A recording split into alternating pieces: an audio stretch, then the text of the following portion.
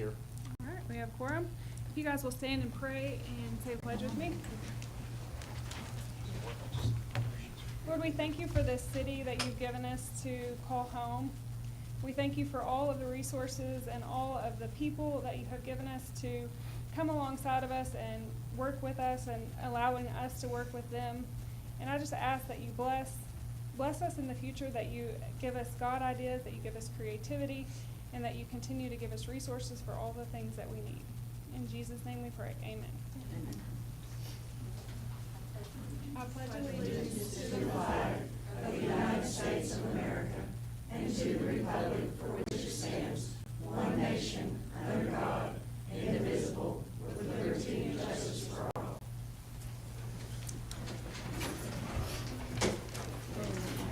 All right, let's start with the consent agenda. I'll make a motion to approve the consent agenda. Second, Second. vote. Chapman. Yes. Peterson. Yes. McCaslin. Yes. Huckabee. Yes. All right, perfect. All right, at this time, we'll open it up to remarks or inquiries by the audience to anything not pertaining to the agenda. Does anyone have anything? You can go ahead and come to the podium. Yes. There's not enough room up here. We've, at the American Legion, we've got an award we'd like to present. The preamble of our Constitution of the American Legion includes as one of its objectives to maintain law and order. As concerned citizens and veterans, Legionnaires have always fostered a strong sense of law and order and have upheld the protection of American citizens and the American way of life. They have always held law enforcement agencies in the highest regard. And today we would like to present Major Olson with a certificate of appreciation. Not really appreciation, it's a certificate of commendation.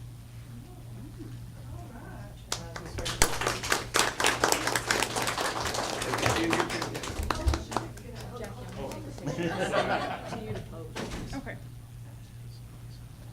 Keep up the good work. Hey, David, will Yes. y'all pose this way real quick so I can take a Oh. picture? Please. Yeah, you can, if you're the one with the award. Okay. Thank y'all, and thank you, Major Olson.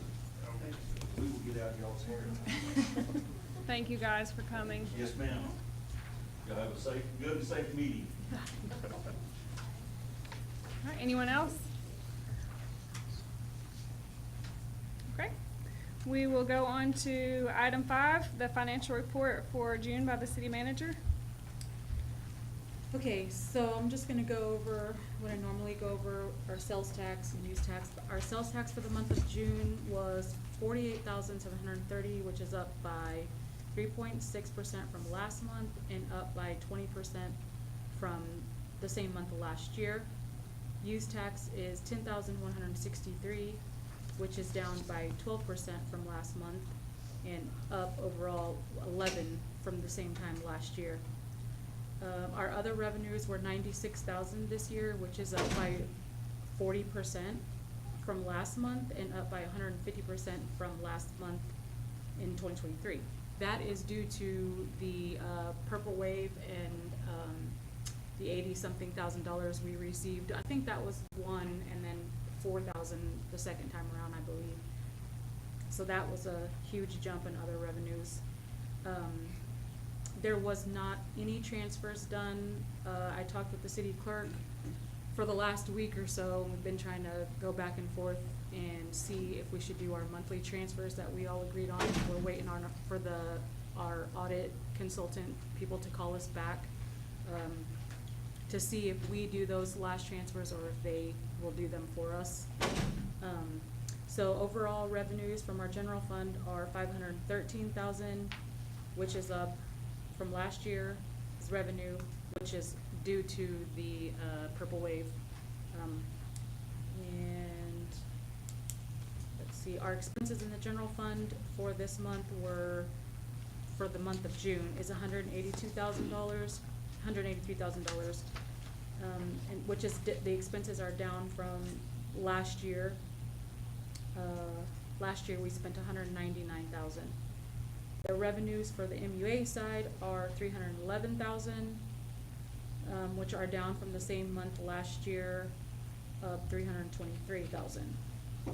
The expenses for the MUA side were $1 million, which are of course higher than last year because we made our purchases of the excavator, I believe, is the major things that we did all of our purchases this June. So I do want to add, the consultants will be here the third week of August, and they're completely done with 2022, 2023, and 2023 and 2024. And they're just gonna come in and do the field work, and then they'll give us our letters after that. So they're done. Awesome. So we'll be ready for them the third week of August. All the girls have pulled together and trying to get all the paperwork ready for them that they come down and review. So they said everything looks good so far, so that's good to hear, considering those, you know, the, Yes. yeah, employees in and out at that time frame. But, so we're ready for it. Good. That's all. All right. Any questions?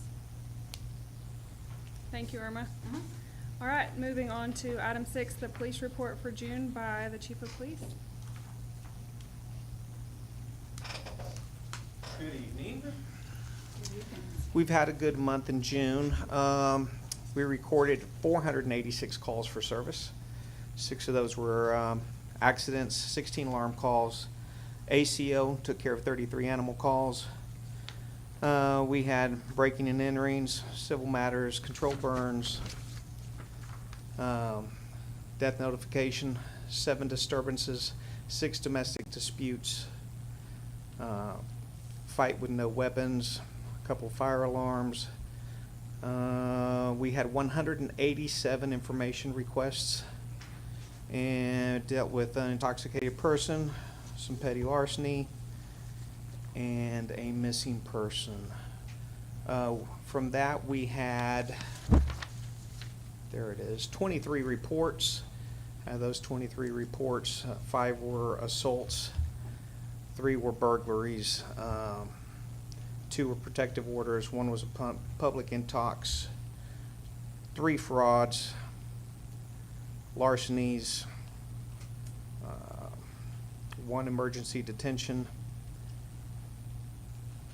2 public peace or unattended deaths, 2 vandalisms, so on and so forth. Out of that, I lost my place. Charges were filed on 8 of those, and 4 people were arrested. Do you have any other questions?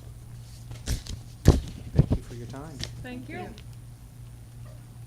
Item 7, fire report for July by the acting fire chief. Chris?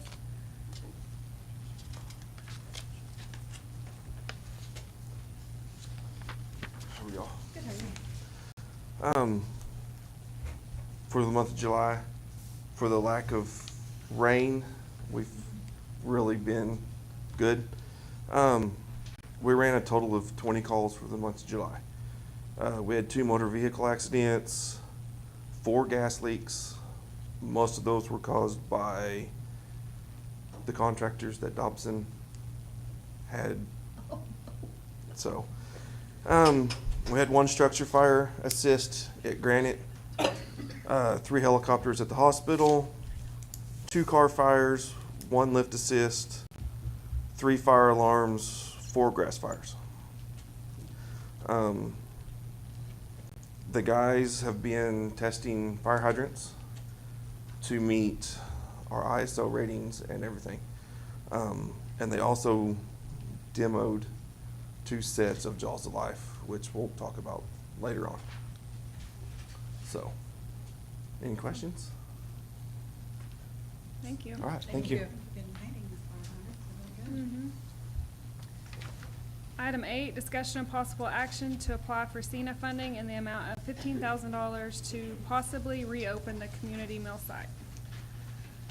Hello, and the first thing I wanted to do was to tell you that we come here to just inform you, okay? We're not asking for anything right now, or we just want to kind of tell you what the idea is and maybe get some ideas from you about how we can get this thing done. Carolyn came up with the idea, Carolyn Hooley, that she wanted to get the meal site back going, but something different, not the meal site like we had before. When I was working with the city and they walked in and said, you know, your senior meal site is closed, I was like totally thrown back because they never came to us and said did they, Corey? They never said one word to us. Not during, no. Not when it was going on. And then later on, you know, yeah. And I think they even had meetings in Altus. I need to quit griping about that because I know, I love SWOTA because they help a lot and we really want to work with them because they're a good organization. But anyway, what we're looking at is possibly doing something that is not just seniors, but people that need to eat. And what we can do to do that. Now, is it gonna be easy? No. This Cena grant's just $15,000. That won't even buy your ovens and your cooktops and your refrigerator because I don't know if you guys know that all of that stuff was taken when that was closed down. Because it was paid for with grants and stuff through SWOTA and things like that, which I totally understand why they did that. Anyway, we're looking at, if this happens, if this comes up, we would like the city to let us use that building. Now, I was on the city whenever we had issues about the utility bills, because that was a huge thing. And I personally kept thinking that they weren't even turning the utilities up when they left. I think they were still cooling down everything, but I don't know if that was true or not. But I know that the bills seemed like they were awful high, and then they ended up going down quite a bit. So I understand the funding with the city. I know about the budget. I know how all that works.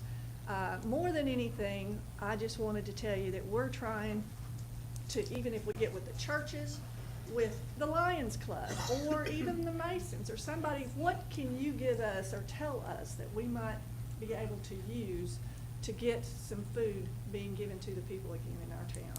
I do know that they do come. Southwest Transit's here, and SWOTA, they come and deliver meals, but it sure is different than. Mary Jane, it's not SWOTA, it's SOPAC. Southwest Oklahoma Community Action. Okay. I'm the board chair of SOPAC. I know, but I was thinking SWOTA. Because SWOTA is the one that's over state, and Oh. we get that money funneled into SOPAC, Okay. and then we do it. Okay, okay, And I'll be happy to talk to you afterward. okay. Yes, yeah. Okay, so I really think that we want to serve the people in our community, and I'm willing to take my time and my energy to help develop the program, and even if I needed to work down there certain time, I would be willing to do that. And my biggest deal is that I don't want to just have a food. I would love it if we could get back you remember when we had the exercise, and we had the games, and we had 15, 20 people in there not necessarily every day, but lots of the days of the week. There were a lot of seniors that were doing it, but we want everybody to participate. And we're gonna have to come up with some money. I know, and it's not gonna be from the city. We know that. So we're looking at grants, and Carolyn's looking at grants. And Carolyn has a few comments to make. I'll let her talk now. Thank you. Yeah, I tried this a year or so ago, right after it happened, and I knew about it a year ago, June. And- Get up closer to the microphone. I'm sorry. I've done this before. I tried this a year ago, May, and it kind of started and then it kind of washed out. Now, yes, and I'm bragging, patting myself on the back, but I had the senator from Altus. He is helping, and he's already made some phone calls and done some things. And so therefore, we've gotten calls, and I thought they were SWOTA, but I don't know. We'll find out. But anyway, like Mary said, we'll do things a little different.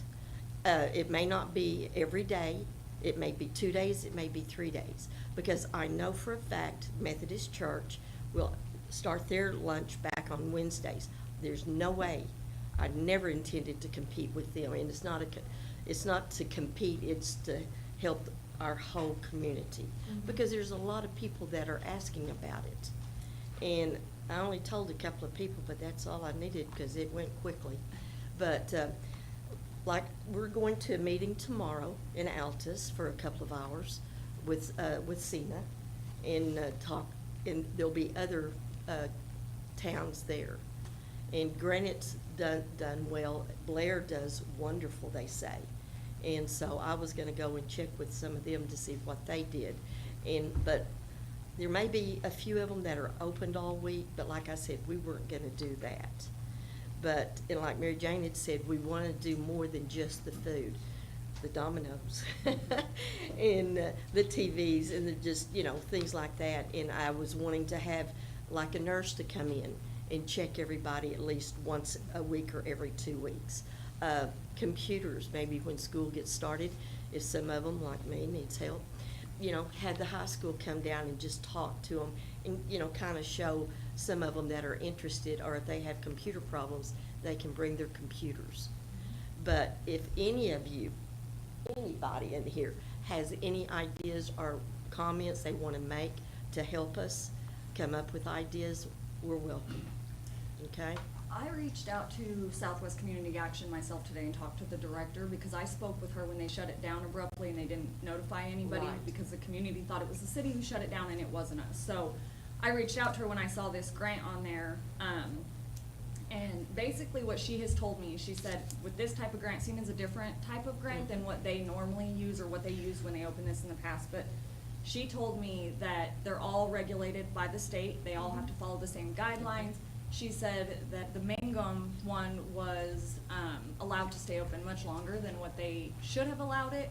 For 2 years, they did an attendance count, and she said the lady that was running it at the time, it wasn't being transmitted to them correctly, so they were told they have to have a minimum of 25 meals going out every day to keep the meal site running.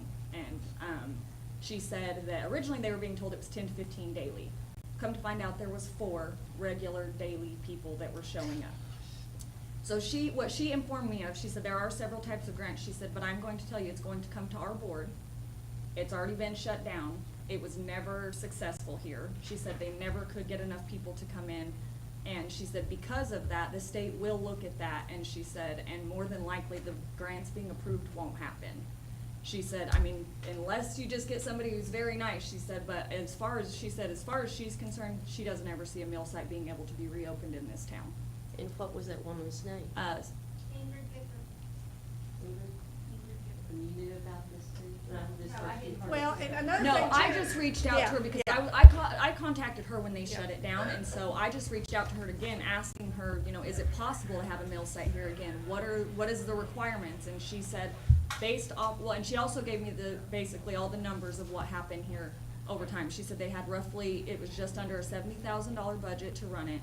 And she said they asked for donations up to $3 a plate. Obviously, they can't require people to donate. And she said on average they were making 43 cents a day. Yeah. The program that it was run under, correct me if I was wrong, that it was Title III. And Yes. Title III has 1,000 regulations and stuff, and this would not be under Title III. We can't because of what they had done. Yeah, Yeah. so it'd be But under we're a a different company, program. are different people than what had it before. Well, yeah, but it still goes through, she said they will Still still goes have to through- go through their board and the state will still have to look over the Okay. application to regulate it based off the previous year's The numbers. SOCAG board. Mhm. And Yeah. I will tell y'all, I mean, like our Salvation Army, they have street fixers. Yeah. And they're open, they feed twice a week, so if you have the Methodist feeding on Wednesday and then y'all did Monday or Friday, you just couldn't get that trans. Yeah. But I mean, I think there's a possibility. If we apply for the Cena grant, we have to do it through the city, right? Yes. So we have to get your permission just to apply for the grant, is what we have to have right now. And that doesn't mean we're gonna get it, and if we do get it, it's not gonna be till 2025. And we'll probably be in here talking to you between now and then. But other than that, that's all we really need today, and just to let you know what we're thinking about doing, and trying to get more of our community involved, with maybe helping, even if you had one of the churches do a Thursday, and just like the Methodists do Wednesday, maybe, and then we could do 2. I mean, there's just so many options there. Or Anyway, even pairing with the thrift store. yeah. They give away food all the time. Well, they I had mean, the they get- Oklahoma Food Bank, yeah. That comes in. Yeah, they give it every day, yeah. Yep. I did it for, What was the deadline for that can't remember. Was it September? September Mhm. Okay, 25. so it's. So that's why we start now, and it could be January, or it could even be later on in 2025 before we can do this. Mhm. But we've got a lot to do because they took all the equipment and everything. And this one grant that we're looking for from CENA is only 15,000, but that's supposed to be for food. But we've got to come up with this other. So, but one of the things that we were looking at is doing different things in the community and letting people help us out. Ice cream things, you know, things like that. Do y'all have any Raise money. questions? Do we need to take action to approve them to apply Yeah. today? Well, typically that CENA grant is a resolution that you're supposed to adopt. Okay. So that's really the proper way of doing it.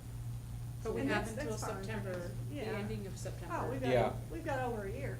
September So- of 25, she said. Yeah. 25. So, yeah, Oh, we've got a okay. year. Oh, Yeah. yeah, so if we need to do that, then. So put that on the can you next put that- agenda, we can put the that on the resolution to agenda adopt? For next time, just to do a resolution? Okay.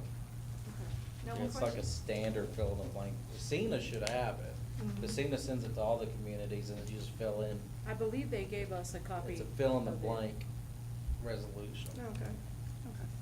Thank you very much. Thank you. Thank you guys for your work on that. Okay, so no action. Item 9, discussion and possible action regarding converting the Mega Municipal Golf Course into another land and water conservation fund, permissible use, and otherwise bringing the golf course into compliance with the LWCF requirements.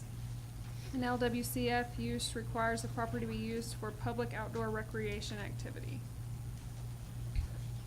This came up, I think, extremely recently.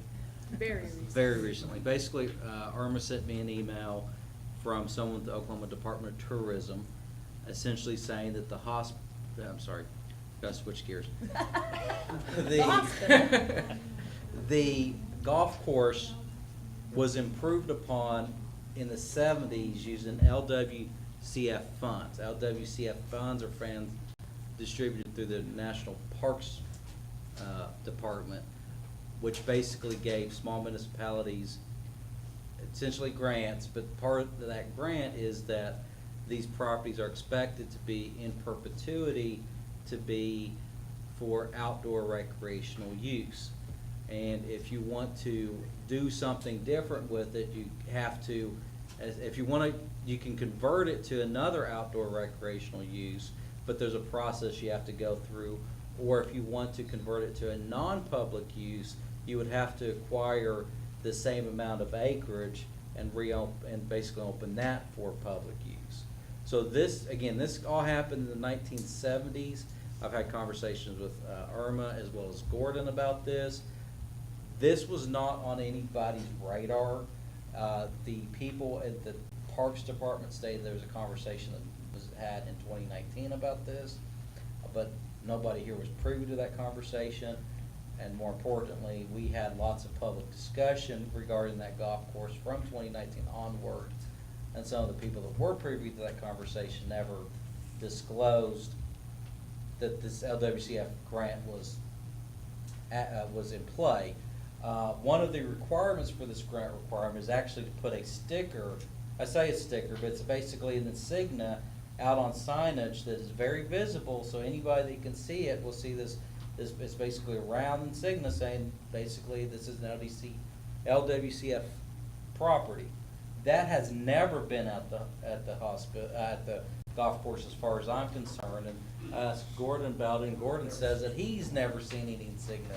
So, but that's one of the requirements. So essentially, because we had plans for this golf course, we need to decide on how to handle it moving forward. Obviously, I don't think it's cost effective for us to continue to operate it as golf course, because we've tried that for several years and ran a deficit every single year. We did a co-op with the school. They ran it for a year and they couldn't make it profitable. So I really do think y'all need to approve basically the city to move forward with converting it into a basically lower cost outdoor recreational use. That can be anything from converting the cart trails into walking trails. We got benches and trash cans already out there. This driving range, I think, would be pretty easy to maintain, so you could probably keep a driving range out there. But you just would have to make sure that it's open to the public, you have this insignia displayed, and that it is maintained for that outdoor use. You don't have to necessarily charge anybody to use it, it's just they have to know that they can go out there and use it for a public space. But really, I think if we're going to have to do it, we need to try to do it in as much a low-cost use as we can. Because obviously, if you got a golf course out there, I think that was losing about $120,000 a year. But if you put, if you have a different use to it, that's less money involved, less manpower, and you can still comply with this requirement. Again, alternatively, if you do want to get rid of it, you're going to have to find, based on my research and understanding, 71 acres somewhere else anyway to convert into a public space. And also, if we do that, regardless of so they'll appraise it, and say if it's worth 200,000, but the appraisal is 350, just for an example, we have to spend $350,000 on the new land to turn it into a recreational spot. Even though the grant was only for $30,000 to do renovations, basically we are stuck with them having our land, and the only way that we can get rid of it is to buy the same amount of land for a much larger price and return it into something else. Why in the world the administration ever agreed to it blows my mind, but yeah, I spoke with him today also, it's crazy. I've never seen a grant like that, so. They applied for it in 1974. 1974. And it was is when completed in done. 1977. So, I there's spoke no with them, term Mr. on it? Kendall It's and like Commissioner Peterson. forever? No, there's no terms on it, and my understanding it is supposed to be in perpetuity. There is some concerns that I have that I expressed with Dixie and Irma regarding this, and number one is this, and I don't know how to, I haven't seen this, so I definitely need to do more research in that, but under the Oklahoma State Constitution, a municipality such as ours is limited to 1 year of fiscal spending. You really are not permitted to basically bind future boards. So you can't enter into a multi-year contract where this basically, essentially, arguably violates that provision by forcing every board, since it's in action, to continue to upkeep the cost. And so I haven't seen anything in the literature that I've read that really addresses that. And I was gonna reach out to the AG's office, I just don't know how to ask the right question yet. But it's an issue that we're gonna have to address. At the bare minimum at this point, to become compliant with that program, we're at least gonna have to put the insignia out there and start. And I think Gordon and Chris has already been going out there Right. They started working on it. to try to get it somewhat functional as a public space. But I think right now, the only thing we really can do is, I think that driving range is the only thing that Just the driving range only is not gonna satisfy the. It's one of them No. satisfy the grant, but. And he also made it very clear that they were supposed to be notified when we no longer were using the golf course as a golf course and it was shut down. And because they weren't, it could trigger a investigation of sorts because we failed to meet the grant's criteria from 50 years ago that nobody knew about. But it was really vague what the punishment is, and when I read the Well, in operating one place it manual. says you can sell, and then the next place it says you can't really sell. It's it condescends itself a lot.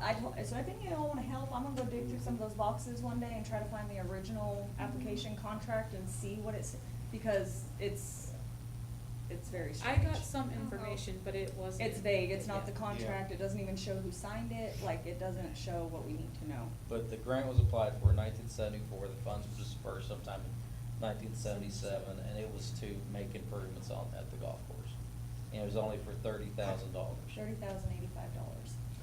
We already own the land. We so- can't just give them that money back? Nope, I No. asked. Tried. I asked. I asked. That was the first thing I said. I "Can we not asked, sell-" Mrs. Peterson I asked. said, can we Yeah. not just sell it and refund you the grant money so you guys can reissue? And he said, no. And that's when he told me, no, He and said it's a it has to be forever- appraised by our company. Yeah, it's called a and- yellow book appraisal. It's called a yellow book So it's appraisal. basically a federal appraisal, and It's We've asked it's and we a- keep getting vague it's an pieces of it, in-kind. but not the whole thing. Essentially, I don't like the that program application, is but not the intended to, details in between. to provide municipalities an ability, or I should say, you know, governmental entities such as ours, the ability to open outdoor recreational spaces.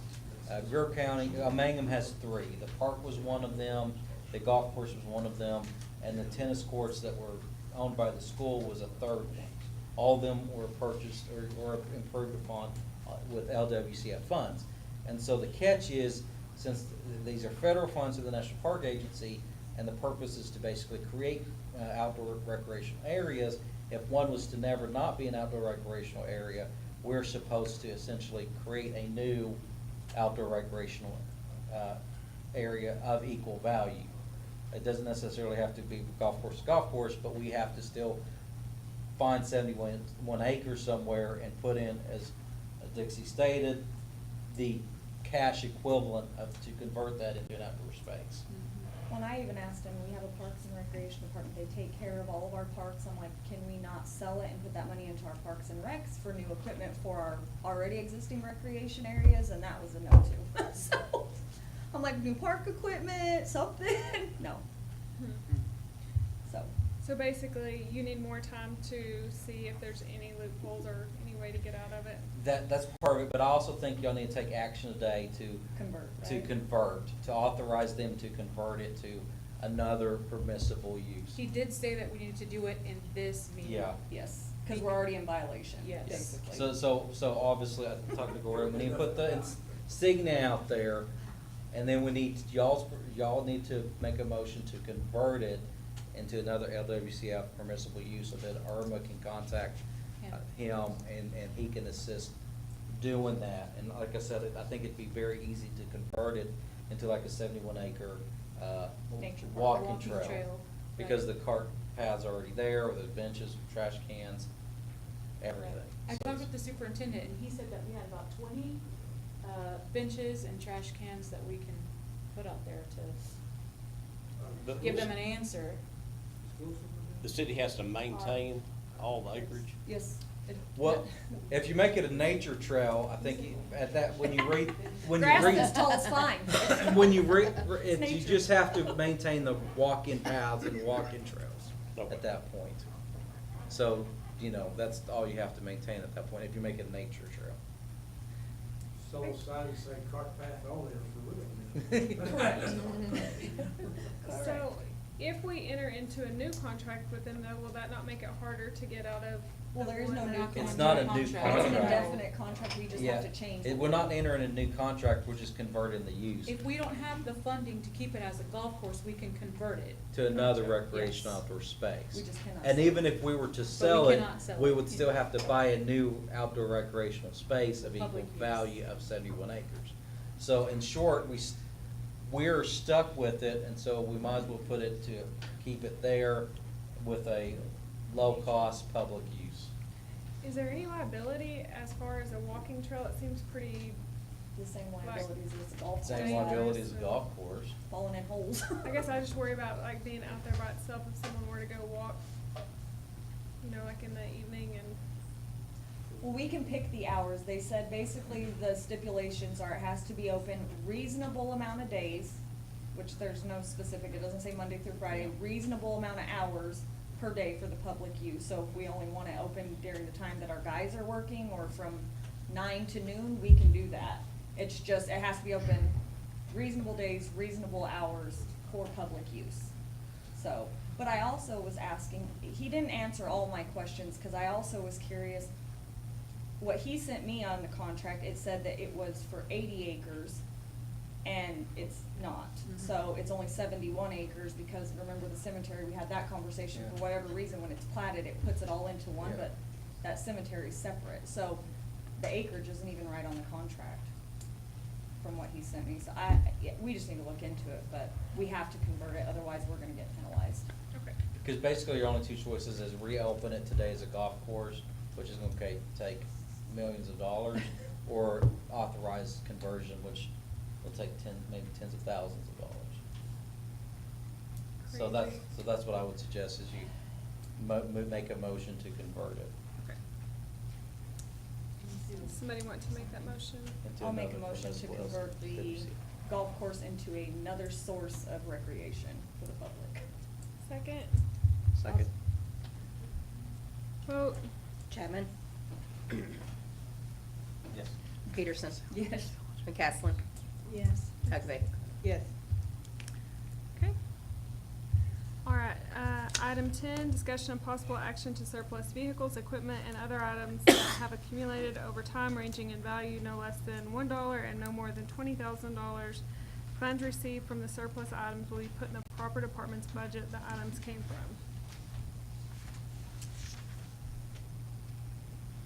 Attached, you will see the list of the surplus items in question, that we want to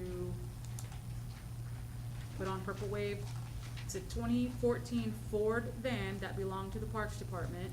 The transmission is out. So that's, I think we talked with someone about fixing it, and it's going to cost us a lot of money. A 1997 Ford pickup, also Parks Department. A Kubota tractor, Parks Department.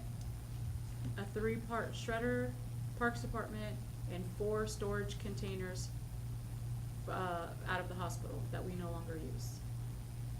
That is the current list for the surplus items. And it will go on Purple Wave, and it will be a public auction where everybody can apply Yes, to to buy bid on it. an item. Put your bid in. Yes. Okay, does somebody want to make that motion? I'll make a motion. Second? Second. Vote. Chapman? Yes. Peterson? Yes. McCaslin? Yes. Huckabee. Yes. All right. Item 11, discussion, presentation, and possible action regarding Kim and Mr. Wynn's request to build a new animal shelter for the city of Mangum. So, if you guys will remember, in May, Kim came and spoke to us with their very generous offer to build a new animal shelter.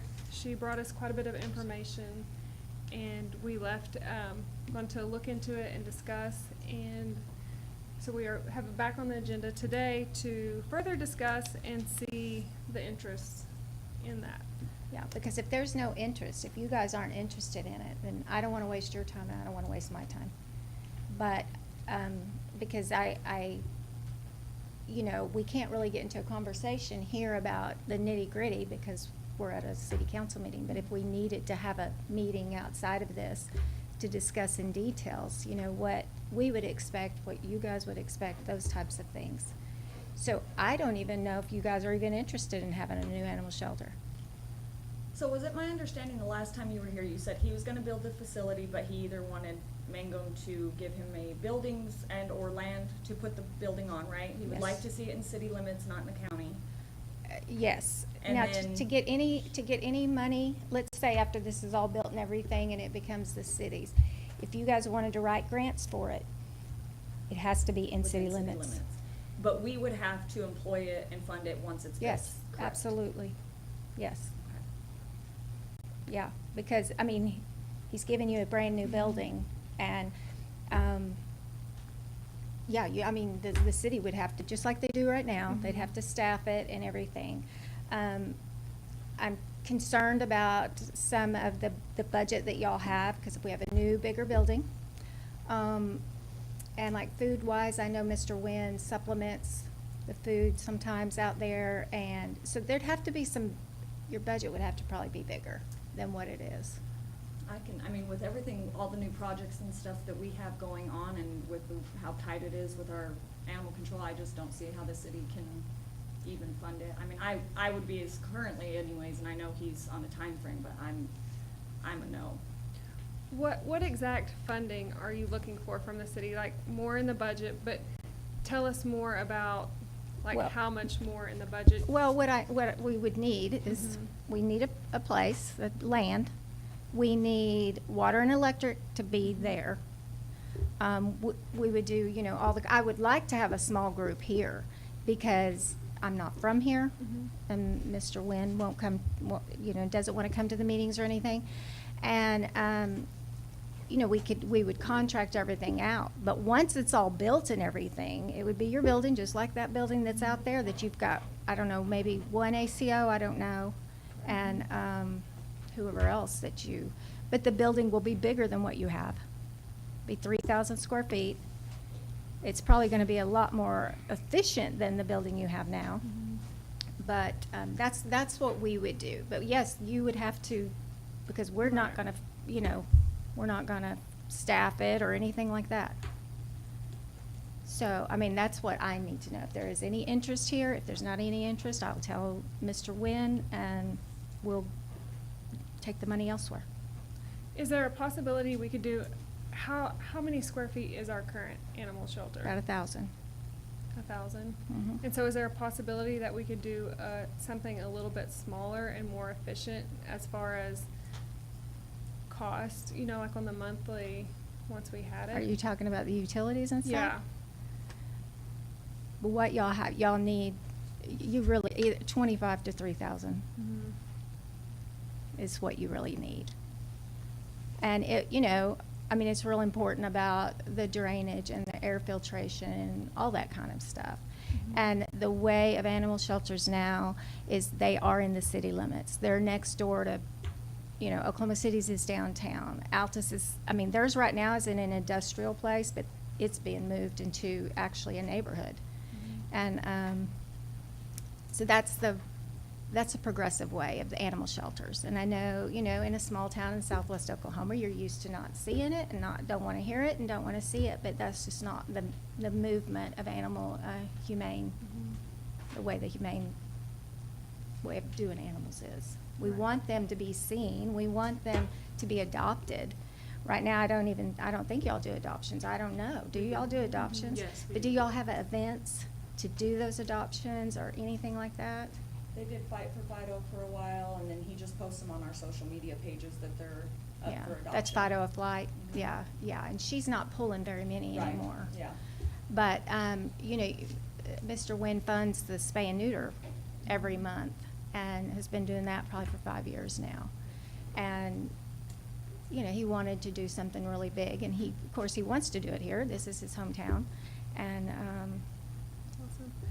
I'm his representative, and Did you have something to say? Yeah, I'm the ACO Oh. of them, and I do agree with her. The building out there needs to be updated. It is small. We take in strays more and more every day, running out of space. I mean, a new building would be good, and I've had meetings in Altus, and they are moving their building into the city limits because a lot of the grants are changing the way it is, where the animal shelters have to be in the city limits and available, easier access to be able to get grants. And for us to be able to get grants, we're gonna have to get into their policies and codes and start And those- tracking everything, and share our data to where we can apply for grants. As of right now, we cannot apply for grants at all for that animal shelter. right, and the shelter in Altus, I mean, we actually help them a lot. Altus Animal Welfare helps the animal shelter. They're two different entities. And they have, you know, they write grants all the time for their vaccines, for spay and neuter. They're doing spay and neuter right now, and it's all, you know, from grants and other monies. So that's the way it's going. But, you know, that's all I need to know. Mhm. And if it's not something you're interested in, then I need to do something else. That's what, I don't know if you guys have seen the animal shelter, and I don't know who regulates that, but I'm sure that it's not up to par, you know, I mean, it's It's pretty very rough. hard to keep staff. Absolutely. Very hard. I mean, we're lucky that we have Mr. Youngblood right now. Mhm. Luckily that we have him. But in my 8 years that I've been here, it's very hard to keep a staff out there. Why do you think that is? I mean, I was gonna say, the majority, they don't wanna euthanize. That's what the complaint is. Most of our ACOs that have left, they don't like euthanizing the animals when they have to. But maybe we wouldn't have to if it was a great place that people could see the dogs and. And you could just say I mean- 100 of them. Unfortunately, with the town that we live in and the amount of dogs and stray cats that we have, I don't know that that would ever even be possible. Because it's, instead of people coming back and picking up, and he can attest to this, people do not come back and pick up their dogs. They don't pay their fines, they don't get them out of the pound, they buy a new puppy. That puppy ends up in the pound. And I've seen, I know one particular person, which I won't mention any names, but I've seen 3 dogs, an older dog and then 2 new pups that they have no fence, so they're just roaming. And they just keep getting picked up. They relinquish them. They're like, I'm not gonna keep paying tickets, or they just don't pay their tickets, or they don't come to court. So ultimately, it's just costing, that's why the facility can't be ran the way it is. That's why we don't have a budget for it. That's why we can't keep it staffed. I mean, unfortunately, I love animals and I hate to see them euthanized, but living in those conditions or roaming free and being starved to death isn't any better either. So it's just hard without being able to enforce the ordinances and have better pet owners. Until we get that under control somehow, which is, like Corey said, a nationwide problem because it's everywhere. I don't know that having a bigger facility to hold more animals that don't get adopted is really the answer. But in our budget, we just don't have the money for it. But every shelter is just like what you said, Mhm. every single one of them.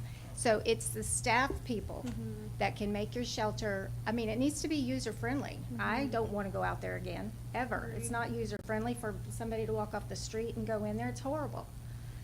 So that's what gets the people in. Every place has people that relinquish, get a new puppy. It's all over the place. But you can change your ordinances. You can, the tickets that people aren't paying, I mean, they do all kinds of stuff in Altus that there's much higher penalties if they're not paying.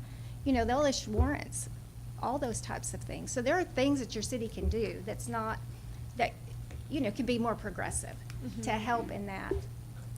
So, Kim, do you have an idea of what the anticipated cost for you guys would be for this? Well, yeah, I mean, depending on, it can be very, very expensive to build, or I can budget a little bit more. If I wanted to build it like what Altus is gonna build, it'd be $1 million building because of ventilation and all those types of things. I got $400,000 that can build you a 3,000 square foot building that's insulated, that has new kennels, you know, all the stuff that you need. That's the money I have. But I have to have all that infrastructure. You know, I've got to have the water and the gas and, the gas too. And you just got to have staff to run it. So what do you anticipate our cost will be? Well, how many did, you said it would probably take 4 to 6 people to staff it? No. As big as it's gonna be? No, How many staff, the one? you could do him and an assistant, and then, because he's not gonna work every day, maybe him and 2 assistants, because who's doing the cleaning of the kennels, are you? Yeah, so he's doing everything, when he should be out doing the tickets and those types of things. So you've gotta have somebody that's gonna be there that will answer the phone, so a secretary or, you know, a tech hand, a tech. And, I mean, you know, Altus has a ton, but y'all don't need that. You don't need that.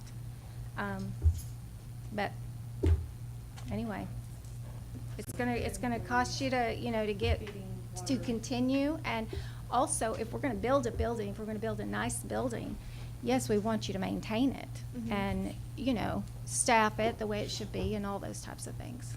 Or it's not good for us to do. Right. You know, so, I don't know how everybody else feels, and I just need y'all to tell me. Because we've got one that, it's a no. I just, I don't see it. I don't have a vote, but to vote no against receiving $400,000 for something that is needed in the city, I feel like is,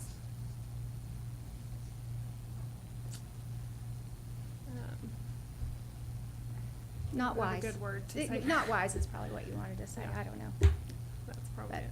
I thank y'all for your time, and I will let Mr. Wynn know. Wow. Yeah, Yeah, we have let's, to vote. I mean, I can think that, we have one no, so I think it would be good to, And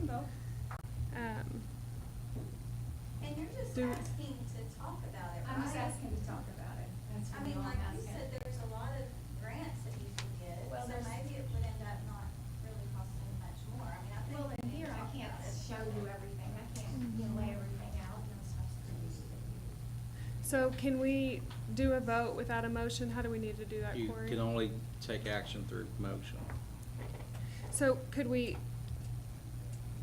make a motion to, continue to look into the, Someone could do that, yes. So what was the location that we're looking She just said it needs to be, in city We limits? don't know. yeah, we would have to find a piece of property We've for looked at a couple of them. places, we looked at a couple of places here, or been told to us, we don't know, we went and looked at a couple with, I don't know who your, city manager was at the time, but we went out and looked, was a young guy, wasn't from here. Dave Andrew, probably. We've been. Trying to for a Since couple 19, years, yeah. Yes, and that's why. Which I think when he talked to Dave originally, and I might be wrong, this is just what Dave had told us, is that he was looking to fix the one that was already there. He's actually spent some money there. Right, yeah. But, that's throwing good money after that. We don't want to do that. Right. Put any money in that. And it has to be in city limits, or that's the. If you want to get more grants, then yes. And like I said, I know people are worried about barking and that kind of thing. We had noise studies done. I think I gave you all those whenever I got the paperwork. Well, how many dogs do you have right now? Me personally, or what? Over 20? Over 20. Well, that's what, I'm running out of space. mhm. It's packed up there. I know, like, there's a dog boarder in town, and I think she holds 27 dogs, and I don't know, do y'all get complaints about that? Like, as far as the noise level? I don't know, there's a PD, do we get complaints about the noise for the dogs at that? Sorry, I couldn't hear the question. Do you get complaints about the, Lisa Golden's dog boarding place in town, like, as far as? No. So the noise isn't really an issue? There has been, there was one complaint, because the dogs were going crazy during church time, Hmm. but she's kept them in since then. Okay. That's also a matter of just the reality is, she's avoiding, that's her entire purpose. Mhm. She has to focus and work on those issues. You don't have that ability at this point with the ACO. You have to have somebody really working on a whole other angle with a lot more attentiveness required. Okay. I don't think Altus is gonna have outside runs. It's all gonna be inside. Now, there will be like a big yard that they can take, and they can exercise. But I don't think any of Altus is gonna, like guillotine doors and parts of it's outside, the other one's inside, I don't think. How many does Altus hold? Altus, right now, the shelter where it holds? Oh. 800.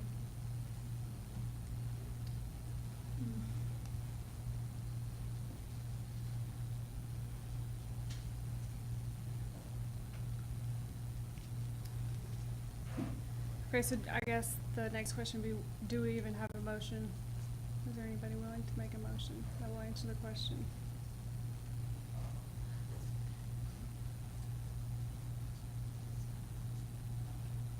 So are you wanting to make a motion to?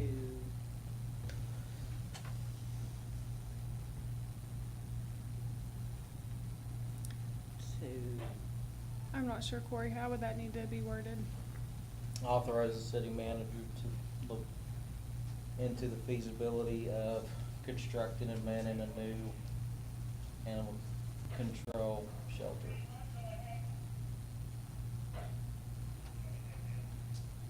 Who's the city manager? Irma Mora. Oh, okay.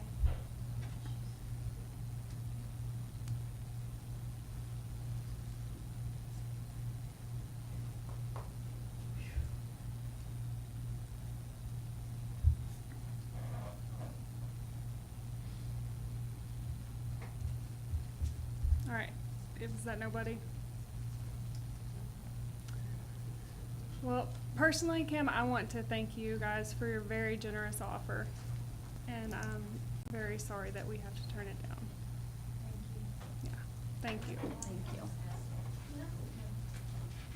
Okay, so we're just gonna have dogs running all over town. You're still gonna have your show. All right, moving on to item 12, discussion and possible action for the Assistant Police Chief to attend the Crimes Against Children training out of state requested by the county DA. Good evening again. How many of us know what the CAC is? It's the Crimes Against Children, right? It's Crimes Against Children. We have a multi-jurisdictional task force here that helps us whenever we have any crimes against children. It helps us get together. We get together with the DA. We get together with Child Protective Services. We get together with legal. We get together with other enforcement agencies where we can do these interviews and stuff like this. This convention is in Dallas. Last year they had over 5,000 people there, and it's the top training for this, okay? Real quick, just some stats. Research indicates that 1 in 5 girls and 1 in 10 boys will be sexually victimized before reaching adulthood. These children are usually, these attacks usually involve someone who knows, the children know and trust, okay? 34% of youth have reported unwanted sexual exposure. 4% have received aggressive sexual solicitation. More than 97% of reported children abuse victims do not adequately receive protection, okay? So what we're trying to do here is we're trying to fix these stats, okay? Since I've gotten here, we've worked 8 cases. We filed on 3. We need more training, bottom line up front. The importance of the training in Dallas for the CAC is going to be the education and the training, the network opportunities, the awareness and advocacy. The benefits for law enforcement is going to be the enhanced investigation techniques. It's going to be the multi-disciplinary approach, improved victim support. It's going to give us the legal and procedural updates. It's going to give us access to resources, and it's going to help us out with our professional development. So this training is already paid for by the DA's office through the CAC. I think they paid $750. Just shy of $900 for this training. Okay, so that's what it is. The question is you know, can we get permission to send our officer to Dallas for this training?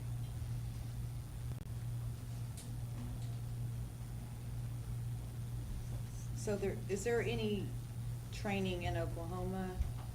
Not for this, not to this level, not to this scale, no. Okay, because this is just a convention, right? This is the convention, yes.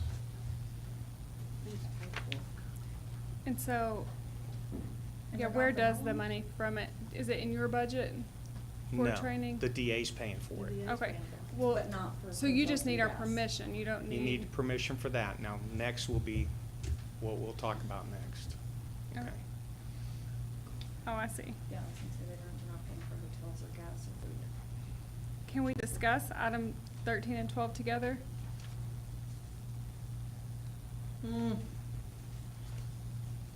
Probably should have been combined, now I'm looking at it.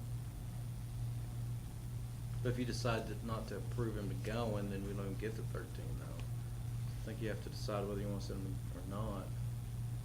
Well, we left it separate Yeah. because the city of Mangum didn't request, the DA requested for them to We- attend. So that's why we had it separate.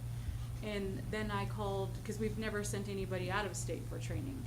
So I called Corey and I said, do we send people out of state for training? Does our budget money go out of state of Oklahoma? And he said, no, we've never done it before. So I told Lance, before we sign off on anything, let's talk with our board members. Since we've never done it before, we've never sent anybody out of state for training. So that's why we had it separate. Food for thought as well. All the best training is out of state, okay?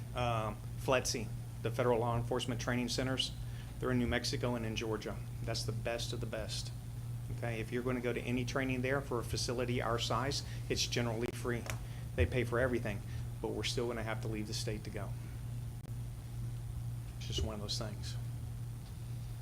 I think that if he doesn't go, we lose a lot. We lose a wealth of information. Yes, sir. Just to let y'all know, y'all did send the fire department to Dallas on a conference, when, Lisa was the city manager. Cause I went and Bobby went. put that out there. That's good. So there's precedent. I know. So The the biggest lasted issue is 30 just, days. is it like legal for us? It's, I mean, it's legal, you can do that, but it's out of the norm. I see. And so that, How many days? yeah, He would leave the 10th, the evening of the 10th, and he would be back the evening of the 15th. It's a business week. The evening of the 10th, though, is weird because the convention actually starts on Sunday and it runs through Thursday, but the 10th is Saturday, and he can't drive there at 4 o'clock in the morning on Sunday and then get a hotel room and find parking and still walk to the conference, because from the hotel, he still has to walk at least half a mile to the conference. so there would be included in the cost, the cost of the hotel, gas. That's- No. It's, the DA or whoever is only paying for the course. They're Right. paying for the conference. So that's what I'm saying, like, our Well, that's on cost the as next far as part. the city would The be, next part. Yeah. Yeah. Would it be the hotel The per diem and all. and the per diem? And mileage. so like $1,500 or something probably. I'm not sure, but we're not budgeted for it, just, you know. We're budgeted for training. We're budgeted for one officer to go to CLEAT is what we put in, and then we've got his chief training that we have once a year. So his conference is in there, and I think it's Sartain or someone that's supposed to be going to CLEAT is what we have in there. We So- didn't know about this one, but when we all sat down and talked about budget, we talked about yours and we talked about CLEAT, but we And didn't I talk was about under the this. impression that when we talked about a budget for training, it included general training. That was my impression, I'm sorry. Yeah. So what is your recommendation, Irma? I mean, if he's saying that we've sent somebody to Dallas before, and our attorney said we've actually reached out to our consultants to use our credit card out of state, but they have not gotten back to us yet. I just don't wanna sign anything What's it looking at, cost? to allow Well, just anybody- for hotels, roughly based off of the figures they've given us, just a hotel for the 5 days is gonna be almost $1,100. I've got it down about 800 right now. It's not, and I'm not trying to say something nice, man, I need 4 balls in the day. And I don't mind the walk, yeah. Are you taking the police unit, the back seat safe? There's a cage and everything. He just won't be able to get out in the mornings. Oh, dang it. You need to phone a friend. But he was able to find, that one was about 800. So, but yes, and it's not from lack of effort. We've been reaching out with city management since June, we tried to do a, what was it called, direct billing? We did. We tried to set up direct billing, we tried to do a check. And they will not accept. Direct billing has got to have multiple rooms, and nobody down there does it. A check, nobody's going to do it because there might be damage to the room. They won't even hardly take cash at hotels anymore either. You Mhm. have to put it on credit cards. So that's where we're at. Will they allow, you don't know yet if they're even gonna authorize that since they changed our credit cards, right? Well, we'll talk about that in the next line item. But- Well, yeah, but how are we supposed to do that? Cause that one should have been first. Can we talk about these together? Do I Yes. need to Well, read y'all it? might have said no, didn't even go, and if you said no, then we don't even get into the second. But I we think say yes, it then the matters next what the one- cost is to be able Yeah. to determine whether you can go. Yeah. So, Okay, so I'm gonna open it up to item 13, discussion of possible action to approve the Assistant Chief of Police to use the city manager's credit card to book a hotel ranging in cost from least $113 per night to $219 per night for the CAC conference in Dallas, and to be reimbursed for meals while at conference. So, we talked with the bank, or I talked with the bank, and we've got it to where if you guys approve it, he can use his own fuel card that says police department for the hotel, and he does not need the city managers. But he does have to, Keep you the guys have to receipts approve and- that, because Is it their cards are only for fuel and oil right now. But. And it says that on there? No. Is that what you said? It's a fleet It card, just it says- does say it on there, It it's does a say that fleet it's a fleet account, card. It yes. says police department, but it Right. doesn't say what it's for. but our statements say fleet. Okay, I was just saying if it was gonna be a problem for the hotel, if we authorize them to go, because. Steve is wanting to say something. His card will be able to, the PD card will be able to be used if. I don't know what's been used for the purple wave money, could not be used for that. I mean, the police department has quite a bit. Once again, though, the issue isn't getting the money. The issue is the way the hotels will accept payment. The Which, issue is- like I'm saying, We he can make can that use work. the police department card. We have to authorize the bank because it is fleet. It's for fleet To be use. used You for other guys uses. approved for them to have fleet cards for their fuel and oil and gas. So, after you guys approve, then we'll call the bank and let them know.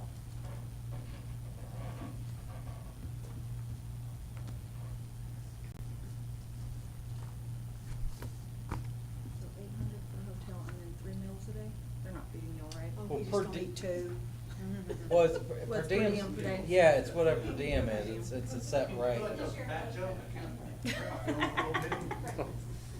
So we're looking at less than $1,500 or around that Around amount. that price.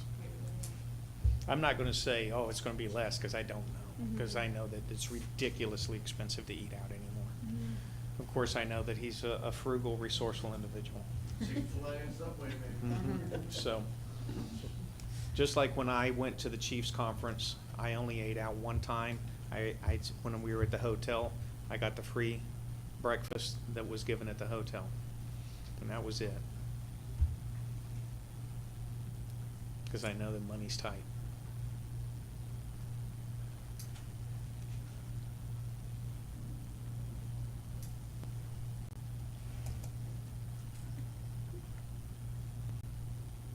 Is this like you go once and you're good, or you go then once It's you go in every once. year, kind of thing? Well, we're gonna go once. You'll go once, you'll go Yes. this year, and that'll be that.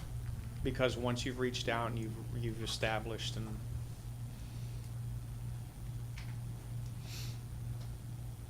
And this is when?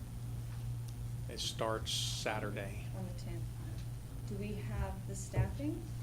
Yes. You have staffing to cover, because isn't Sartain gone also? Yes, but we're taken care of. We've already discussed the staffing issues.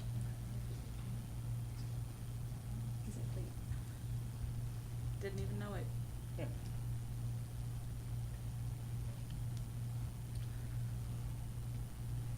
So pretty well with Joshua being gone, everything is covered, dispatch. Yes, we're covered. Just no difference than when it was just me and him. I don't go anywhere anyways.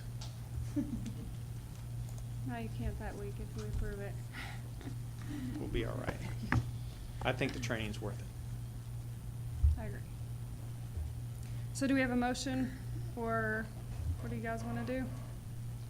I'll make a motion to approve the assistant police to attend the Crimes Against Children training in Dallas. Second? I'll second it. Vote? Chapman? Yes. Peterson? Yes. McCaslin? Yes. Huckabee? Yes. Okay, now we need a motion for item 13. It's the same one, so I'll make a motion. Second? I'll second Vote? Chapman? Yes. Peterson? Yes. McCaslin? Yes. Huckabee? Yes. Okay, item 14, discussion of possible action to accept or review the quotes for a spreader cutter and accessories for the fire department.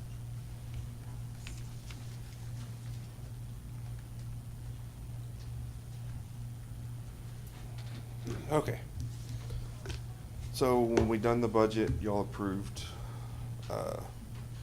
for us to buy a new cutter and a new spreader. We demoed 2 sets. The AMCUS is what OSU uses for all their training. So we've all got experience with those. Hearst come out and demoed theirs. Genesis come out and demoed theirs. The ones we would like to go with Genesis, which is a little bit more than the other 2. In the long run, it's going to save the city money. we're gonna spend a little bit more now. But as far as maintaining that piece of equipment, with the Hearst and Amcus, you're looking at close to $1,000 a year to maintain. With Genesis, you're looking at between $500 and $600 every 2 to 3 years. So technically, we're going to spend a little bit, couple $1,000s more now. We're going to save it in the lifespan of the tool. I mean, the Genesis we have now were built in 1995. So you're looking at, what, over 30 years of use. So What is the cost of the one that you want? I believe the ones we want are just over 33,000. You had budgeted 35. The other ones are 27. It's 33,255.50. Okay. But you guys did have somebody come down and he was very happy with the Yes. Genesis. And Genesis is also going to provide an 8-hour course. They're going to service the tools that we currently have so they could be the best that they can possibly be for nothing. So we're going to get an 8-hour class and they're going to service tools that are outdated, but if something happens, you have a backup. And they're local. Did you say that they were local? Yes. Their service techs are here in Oklahoma. Hearst and the other ones are out of Texas, and they do charge mileage. And the other two, if you don't service them when they say, if something breaks, they can void your warranty. Genesis doesn't do that.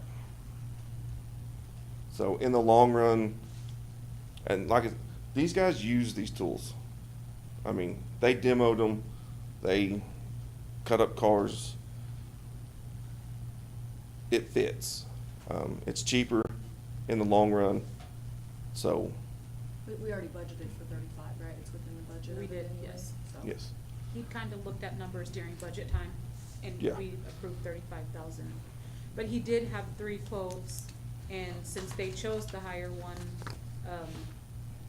then we have to bring it to y'all. But that's, I talked to both of the guys and it's local and they can come down and Yeah. he's given his reasons as to why that's the one he Yeah. wanted. And they're all great tools. It's just price-wise, these tools are probably going to last Mangum the next 25, 30 years. If you have to add another $1,000 every year to 2 years, that adds up. For sure.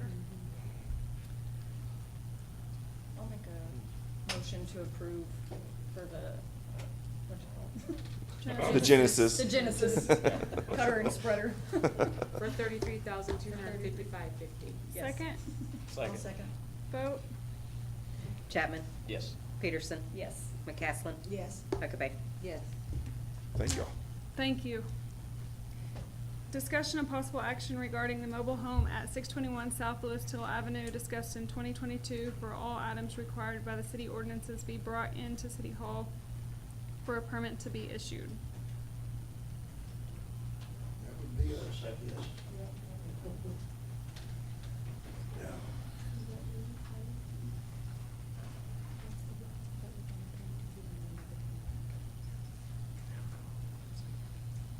Here we go again. Okay, question for you. What do we need to do to get this thing on through so y'all can start making money on your utility bills and I can start on with my other stuff I need to be doing? So I thought we done all this with the committee the first time. They even took my money. I paid all my dues and everything to get utilities turned on down there. And I have no utilities yet down there. And it's ready for the electric to be on. And they say I already owe electric bills for 23. It's never had no electricity there. There's just a been no pole utility sitting up, for no it. wires, nothing to it. So how can I have electric bills and no electricity going to the We did the place? petition, we did all the things to get, Did you guys redo the petition? Because the original petition didn't have enough signatures. Yes, Well, yeah, I we done brought- two pieces there. I had, Yes, it did. I had to add 2 more people, and I went and I got those and I brought them in and turned them in. Yes, they had all the signatures, and we left them here with the committee.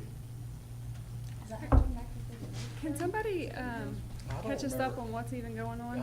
I don't, They were trying to put a trailer house. Me putting a trailer house on my great-grandpa's place where his house was at, that I got for the back taxes. We Trying already to got the keep it in the trailer family. there and everything. I just need to finish and it's hooking been it there up. since 2022? Do what? It's Yep. been there since 2022? Yes.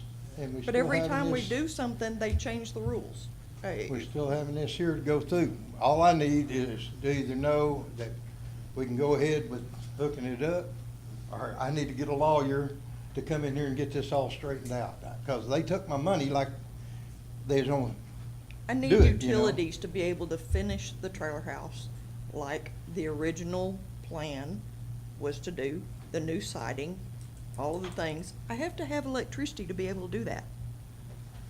I need water to be able to do my cleanup and stuff for the painting and all. we got the I have to whole- have utilities to be the able to do the head things. and everything there. Matter of fact, the city. Set the and pole. I thank them for that. They come and set the pole, and then I went ahead and done The well, meter loops there. They done the meter loop too. And the only thing, we need to do the breaker boxes down the bottom. We done that. Now it's all finished up, and we run into this again now. Irma, can you catch us up on what it is that they're needing? This, I mean, I'll tell, this started when, I think Butch was actually acting as interim city manager. In 2022, in August. I Yeah, believe. and it's one of those deals with the cart got in front of the horse on it, and I don't think we never got presented, as I recall, and someone correct me if I'm wrong, with the petition with all the requisite signatures on it. Yes, Because it's one of those it situations that was was all- supposed to be done and then brought back before us, and I don't think it ever came back before us. Right. Yes, it did. Because They I had put a it in a folder. conversation with Butch about this very issue, because Butch even talked about potentially amending the ordinance to go from I think it's 90% of record owners to 90% of owners that actually live adjacent to the property, because the problem was that whatever the percentage is, because the problem was a lot of the out-of-town people that own property within the requisite feet wasn't ever reached out to it, and they were below that percentage. That's the last status I received on this. Well, it until doesn't matter Mr. on this Kyle here or there. And it contacted was, me and it was about by it. 2 people, and I got 2 more The people. deal is. Can't even remember who they do were. y'all never want came back people before live the here board. and? No. And y'all make money off the utilities and stuff, or do y'all want to throw people out of town? Who did you give the papers to when you got the I brought them, signatures? I brought them to the girls in the office, and I don't know which girls were working there. A Spanish girl would come to work there after, I've had We done. surgeries and everything else, so I and I heard about. don't remember names, and When did you give the papers to? right after they told me that I needed 2 more signatures. We have the file for the address, Okay. so. Look it up if you don't mind, please. Our code enforcement and I'm our just- operations manager have been working on this together. I'm just hard trying to. But the issue is, issue back and forth, but you the know. issue is that this board is the only one thing that can issue and authorize a mobile home in that neighborhood. And There's mobile and homes in that Y'all neighborhood. never approved to put one in there. Right. Wasn't there an issue with who was gonna occupy the trailer? That was part of Yes, it, that was because part of it under our tomorrow. ordinances, it was the person that owned it has to occupy it. Right And there at the she same says. time, someone had owned the property that was different than the person that was gonna I occupy. believe it was a granddaughter. I was gonna allow my daughter-in-law and Yeah. granddaughter to live in it, but, I mean, that I mean, was, that shouldn't make any difference. that was back Who then. we let live in our property. I mean, You know, It's that my ain't up to y'all to house. decide who lives in your house or his house. That's your house. And this is our house. We just need to know from y'all if we can get through this and y'all start making money and we move on with this deal. That's all I'm wanting to know. If, yes, we go ahead and get this done and over with for one time and be done. And I get my utilities on down there. Because utilities have already been paid for. And that's all I want to know. Yes, we're moving on with it, or no, we're not, and I'll turn it over to my attorney. and we'll Well, I go from think the there. biggest issue at hand was that if the avenues that were supposed to be taken, because I believe, if I'm not mistaken, you guys were, I know you guys were on the board, obviously, when this took place, it was me and Mark that had got on here. And there was not enough signatures on the petition, if I believe there was a couple that were duplicated, so they wanted you to redo the petition, not just get 2 more signatures, because there was so many people that didn't want it, but the trailer had already been moved when it wasn't authorized to be put there. And so it was supposed to come back before the board, not turned into the front office in order for us to see that all the avenues were And taken. that's- Nobody within the area was That was was okay, everybody was fine with the trailer being moved in, but we were never brought back to see any of that. And Okay, that's not wait what I just a was second. told. Wait just a second. Now, we're back to this one question. Do y'all approve us putting it there? Because y'all did accept my money We have to have the signed and petitions from the everything. community to say that they're fine So with I you have to go having get a trailer new house there. petition. I'm not going through all that bull. I'm sorry, young lady, but I'm not going through all that bull that we went through the first time. And it had all been approved by the board the first time. And yes, we did have some problems, I guarantee you. But we come back and it's all done. And they took my money to have the utilities turned on down there. And now, this is because it's got different board members. I can't help it because they changed board members.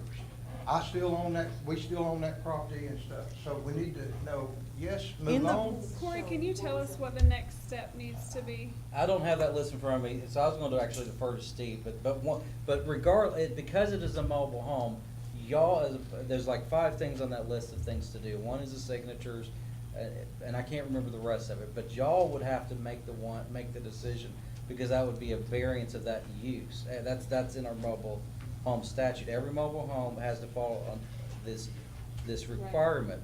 This board never, as far as I recall, never approved to put a mobile home there.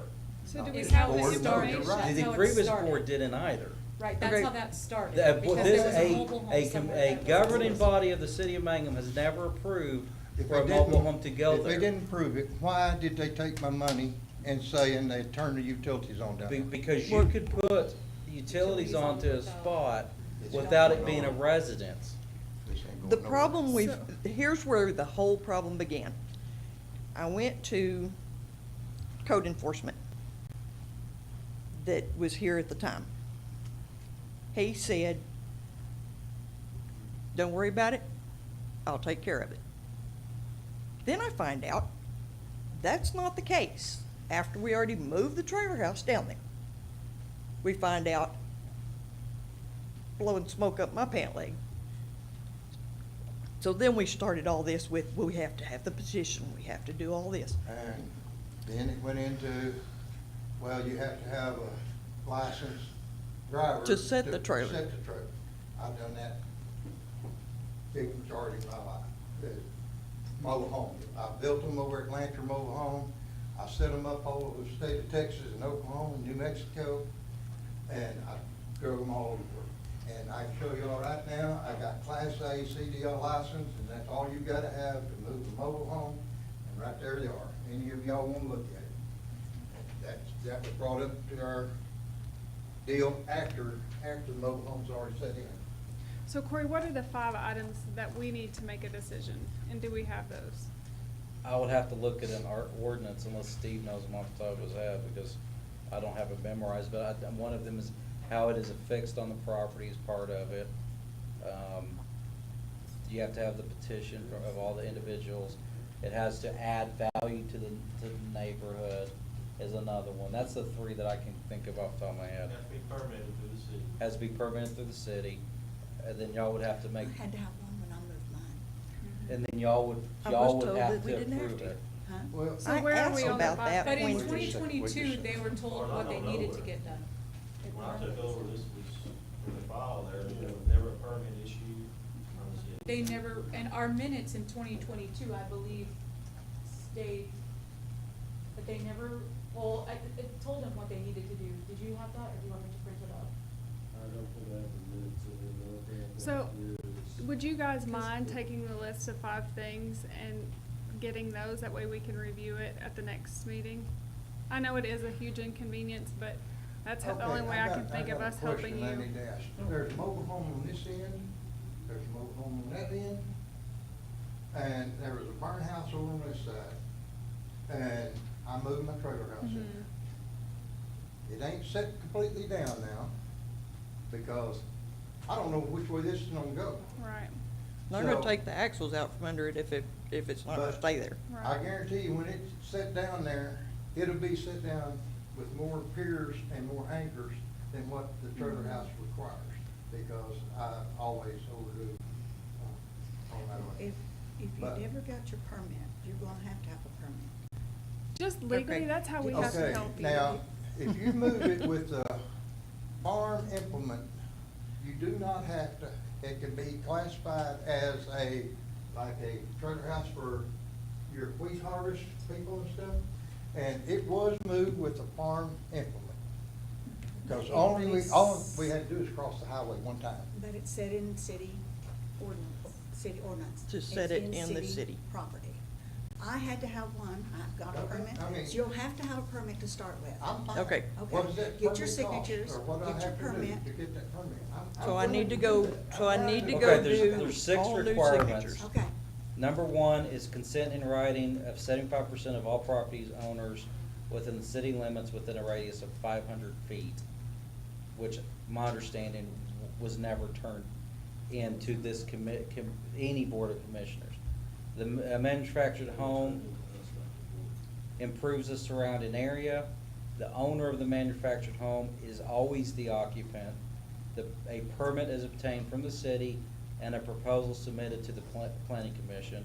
The manufactured home is located on a lot at least 7,500 square feet, and a single contiguous tract of land may not house more than one mobile home or more than one habitable dwelling. And then on top, so that's the six requirements. But even if you meet those six requirements, there's a lot of building codes, year, model, and stuff like that's part of the permitting process as well. But basically, it's contact code enforcement and go through the permitting process. But as far as I know, I don't mind getting a permit, if that's what y'all want, just get it and get it done, you know, I don't mind that. in 2010, it was $25. What is a permit now? I don't think Well, it's- I was gonna say, I think it depends on what structure needs it needs or what But it has to meet. I can't do nothing else to the trailer until we get this settled. Okay. And yes, it looks ugly right now, I'll guarantee you. So would you mind meeting with Steve and he can get I'll meet you with anybody that- all of those details and get you set? And then once we have all of those, then we can make a decision. I understand. Well, I'm I here to get try to that. work something out. Yeah. but, I mean, If not, you'll do you know, that, then we'll be have able go to on help in a you. different direction. and Just then contact him at tomorrow. the end of the process, it still has to come before the commission, and the commission would still have to approve it at the very end. No, I So, didn't- that's what I'm asking. so you gotta do all that, get with code enforcement, do the permitting, do the signatures, make sure it complies with all the municipal ordinances, et cetera, I'm and gonna then. tell you something. You keep bringing that signature deal up, I'm not doing that again. That's part of the requirements. If you can't get past that, then I'm gonna just Well, that's turn it part over of the to my requirements. attorney and y'all deal with it. That's part of the requirements. Okay, y'all deal with it. I'll turn it over to my attorney. Y'all took my money and everything. Y'all should've already had it done. It's been in the process for 2 years now. And you keep wanting to blame it on us. And there was a list turned in. And this is the city hall right here, right? And well, it's he's turned got into it the in city the, hall. he's got it in the file, a list of the signatures. Nobody I was said never that. told that I had to turn it into you guys, that turning it into They just said, code turn it enforcement into city hall. We did turn it into city hall. would get it to you all. So my petition is in And that I file. can't figure this out. Most people want people to move into their town, use their utilities and stuff, I'm from, so they can make money. this is my home. And here you, it's not even worth arguing that. Just turn it over to the attorney and let him deal with it. I'm sorry, we couldn't work something out, but if you want me to still meet with Steve, I will gladly do that. I will find out what time he wants to meet, and we'll do that, if that's what y'all wanna do. Yes, please. Thank you. You got it. Okay. All right, item 16, do we need to do anything? Nope.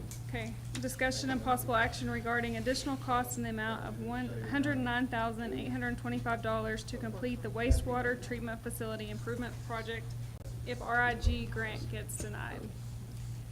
Okay, I'm Clyde Morgan.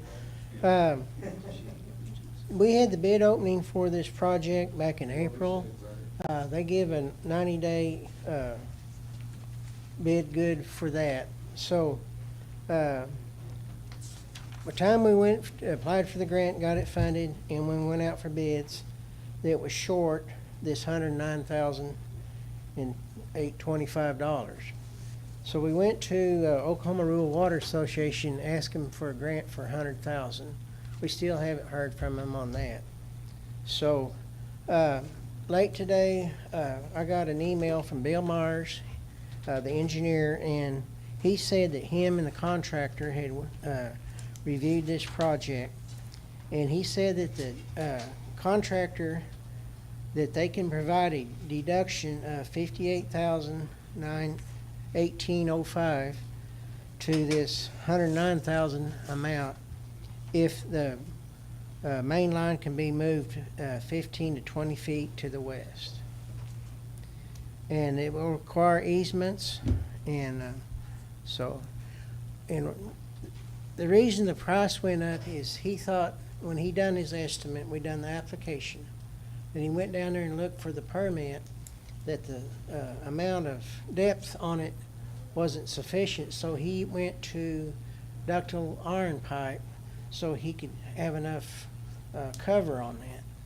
So now he went back and said, restudied it and said if he can move it over, he can go back to PVC pipe and then do this deduction, so that would only be $50,906, somewhere in there.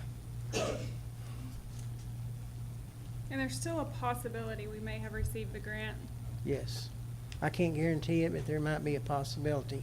And she told me back in June, this lady at the Oklahoma Rural Water Association, that Mangum's application at that time was the next one on the list, but they run out of funds, and they expected to get some more money in in July. And so they're still waiting to get that. So, but the contractor has kept this bid open for more than 90 days. So I don't know how else to help you.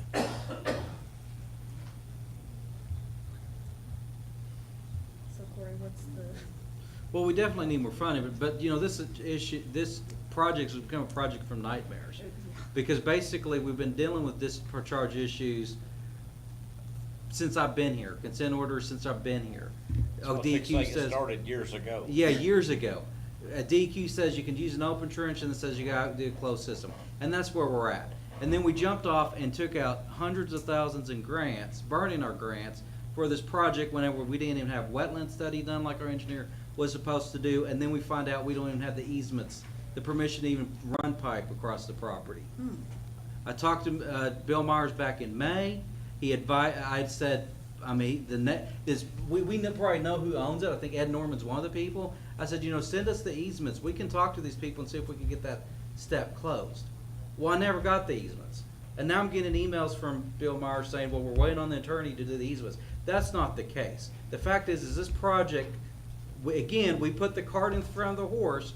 We have to do this to satisfy a DEQ consent agenda, but we're in a situation where we're having to go do all these incremental steps that should have already been done as part of the feasibility study before we even started this project. So we obviously need the money. We can't apply for other grants for this community until we get some of these closed. But I just wanted y'all to know that I'm extremely upset over this, because this has cost us a whole lot more money than it was supposed to cost us, and we still have not achieved this goal. And now they're bringing us this option and saying, oh, we can actually save you $50,000 if we just. Why wasn't this part of the feasibility study? Why did we not look at this cheaper option then? Well, so right, this is the whole thing about getting grants and having people donate money and whatever, is it's putting the cart before the horse. We don't know if it's gonna sustain. We know we don't have the money for it. And we just keep throwing money at stuff because we get in situations like this, and every agenda we've had, it's Myers Engineering, we're paying them. Some of it we get back, some of it we don't, and now we're here again with. Seems like we're just doing a lot of shooting from the hip. Yeah. Yeah. And so obviously for us to move forward, and with Clyde, because Clyde is managing our grants, and Clyde wants to get the town a lot more money. Yeah. I mean, he's talking. We appreciate that. Yeah, but we have to get this project closed, but it would be helpful for us that instead of us, I always say it's very difficult to have these engineering projects when you never see your engineer. And we get emails and invoices that we pay on time, and then we get this. We go, oh, we can't finish the project because of this reason or because of that reason. You need to do a wetland study now. Oh, we actually need to change the pipe. Oh, found out we don't even have the easements for that. These are things that I think we need to probably have in place at the beginning of these projects, because again, this project should have been done. It was just running a pipe to do our discharge, and I just want to add this: we received a DEQ discharge permit from our engineer, and it simply says, if you have questions, holler. The problem is I'm a lawyer, not a DEQ scientist. I'm not an environmental engineer. I cannot look at that permit, and I don't think anybody in this room can look at that permit and say, yeah, after reading that number, that meets our needs. That will satisfy DEQ and make sure that we have adequate discharge. But you know who we hired to do that is our engineer. And so our engineer should be the one that tells us that I have reviewed this DEQ permit, and upon reviewing this DEQ permit, this will meet the needs and satisfy DEQ consent order requirements. Because we have actually been hit with consent orders in the past because we have not been discharging enough water in the past. Because we rely on someone next to us to do a center pivot that they have to do discharge, and then we have this program. So we need to get the project done. I would recommend that we explore this option. I think Mr. Myers needs to send me those easements that he said he was going to send me 2 months ago. That way we can move forward on this project, because everybody sitting at this table and everybody in this room and every single employee for the city of Mangum is wanting this project completed so that we can move on with other grant projects. And I'm sorry you get to bear the brunt of that, Clyde, but that is where I'm at with this project. So we need. So whose responsibility was it to get the easements and make sure everything's? That should have been part at the very beginning. Right. Because we shouldn't have even started this project without knowing that we had all the ducks in a row. So do we need to consider a new engineer in the future? That would be part of my recommendation, is we look into somebody that can provide us actual on-site assistance. Yes. Because I think that, I'm not, there's very few in here, and he's one. I think he does some towns up north and stuff like that. But I thought we used a different engineer in the past, so I don't know why we switched, but that's something that I would probably recommend, because this has been the project from hell. And that's the only thing that's changed from other projects. So do we take no action and then just have Bill get you the names for the easements? Well, Clyde, what do you need us to do tonight? Well, the thing is the contractor, I'm just saying this. He's like that guy. I'm just saying this in general, and being my honest opinion, is he's held his bid open for 90 days. I don't know whether he'll keep this. And when you say contractor, he's not talking about the engineer, but the guy that's actually hired Yeah, to do the job. yeah. Yeah. Mhm. The guy that's gonna do the bids, the work, JM Construction. He's just wanting to know whether if you guys want to proceed with this project or not. And I think this is what he's trying to help you with lowering his price on this. And either way, we can't just abandon the project because of the grants and also the DEQ violation, right? Yeah. So I We mean, need to complete this. we need to move forward and hope that we can get grants also. And he could get that other grant, I just don't know. I will say Clyde he applied I'm not for the mad at Clyde, I want everybody to know, I am not mad at Clyde. I know. How could you be? He applied for the extension and he got that approved. Yeah, we have until October to approve it, but I don't know how much longer this contractor, You said JM JM. Construction? JM Construction. JAM, like Mhm. J period. And instead of So the he comes 100, down, but if it's not approved, then we're out that money. but if to it's finish not the approved, what he applied for the extra funding, which was the $109,000. No, she $100,000. We haven't been told yes or no, so we're currently waiting on it. both him and I check each other's emails all day long. Have But we that's what heard I'm saying, anything? if it doesn't get approved, then we're Then on we the are hook for the responsible difference. for that money, yes. For the 58,000. Although now it's from 109 To 58. to 50,906 will be what we will have to come up with. But regardless, To we need finish this project. regardless, we still have to get the easement. Well, that's moving on to number 17. We have to approve to come up with this money. We have to get it done. Yeah, we have grants out that we've already. So what happens if we don't get granted the easements? If we don't get granted the easements, well, then we probably have to look at doing some sort of like eminent domain issue. So, yeah, that's what I'm saying, is these are things that are usually done on the front end of the projects. engineering side. Not when you get there and say, oops, This is what we need now. we need to do a wetland study because we're going across wetlands, which, you know, you're in a floodplain. Yeah. I think most people know when you're going through a floodplain, but. The wetlands. Yeah, and then it's like, oh, oops, and we had to pay for that. Then it's, oops, we don't have the easements, so we need to get those. And then this whole time, this contractor, as Clyde pointed out, bid this job, put aside time to do this job, and he's gonna have to move on at some point. And whenever we rebid this, it could be significantly higher. So the fact that we got a contractor here ready to do the work, I mean, For half. we gotta move forward with it, but, Yeah, cause that was also the smallest bid. yeah. Anyways, If we, so make a motion, but because the amount on here is different, so I just need to make a motion that to not exceed the 50,000 whatever, or do I have to, because. What they usually do Because that's is, what I'm wondering, because with the $100,000 grant, like how do we need it worded? what they usually do is award it I for, would say 109, You would just go with the 109? just in case To something, not exceed the 109,825, because if it's lower, then great for us. because they should submit a change order if it's one of those situations where they're gonna save us money. And that's something we would approve on later. But I think of right now, I think what Clyde needs is the ability to go after to approve $109,000 to complete the project Pending in the grant. event the rig grant doesn't Okay. get approved. And so 17 is basically where the money's gonna come from. I'll make a motion to approve the 109,825 to complete the wasteland. okay, and then if you do get the $100,000 grant, you'll just have to come up with the 9 to finish out the costs. Right. Because we're still waiting for. Right, yeah, approval. he's still waiting on the answer. Second. vote. Chapman? Yes. Peterson? Yes. McCaslin? Yes. Huckabee? Yes. Thank you, Clyde. Thank you. Thank you, Clyde. So do you want me to share with him tomorrow, y'all plan on proceeding with this project? Yes. Yes. Okay, okay. And if you talk to Mr. Fortunately, Myers, unfortunately, have him email me the easements, Okay. and I would be more than glad If you talk to to Mr. Myers, don't have him call Corey tomorrow. just have him see. By email only. Just email me He's got a little the. antsy in his pants right now. Okay, Okay. item 17, discussion and possible action Thank you, to Clyde. Clyde.